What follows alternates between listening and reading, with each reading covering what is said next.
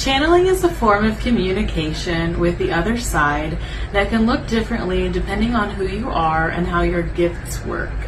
So it's essentially just a line of communication between you and your spirit guides, your higher self, your ancestors, your passed on loved ones, anyone who might be trying to communicate with you from beyond the veil can do so through this channeling ability.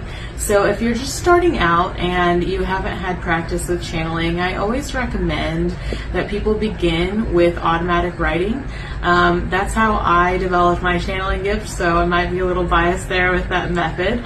But it was very helpful for me to receive the message in my mind and just write it down, and it helped me to sort of just do that stream of consciousness without really thinking about it, so that I wasn't auditing those thoughts or the messages and trying to put them through my own filter.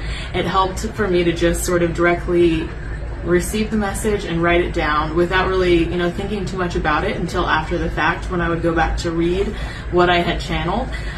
So that method might be helpful for you, and you might just notice as well, like throughout your day, that you have thoughts and they don't really feel like they originated from within you.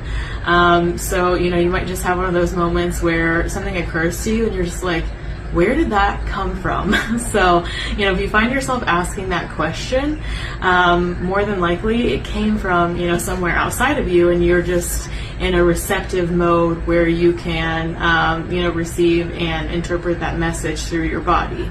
So that's one way, that people can, step into this ability. If you find that you're a very creative person and you receive inspiration and it seems like it, comes from somewhere out in the ether, and your body is receiving that and processing that, and you're able to, have some sort of creative outlet from that inspirational flow, then you are most likely already channeling. So that's one thing that I noticed too. Growing up, I was always a good writer. I could think of a story, really quickly, but I thought that I was thinking of it and making it up and just really imaginative, and in actuality, I was just a really good receiver. So, when I would need to come up with a story or, something, I needed to have some sort of creative output, I would tap in with the other side for that inspirational flow to come through me, and then I would instantly have this, entire story just flowing out of me.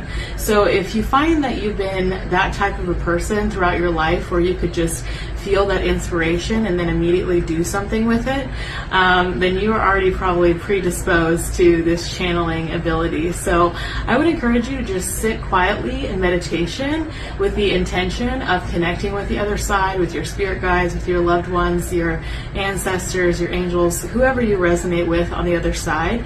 I would just be intentional about making that connection and just receiving the message however it flows through for you. You might see images in your mind. You might see things with your physical eyes. Like I said, you might just have thoughts pop into your mind. Songs, a lot of people will begin with channeling songs. They'll sort of just hear it in their head over and over again. I would just encourage you to sit with those messages that you receive and feel how they might apply to your life, and just kind of give yourself some time to be quiet and process everything that you've received.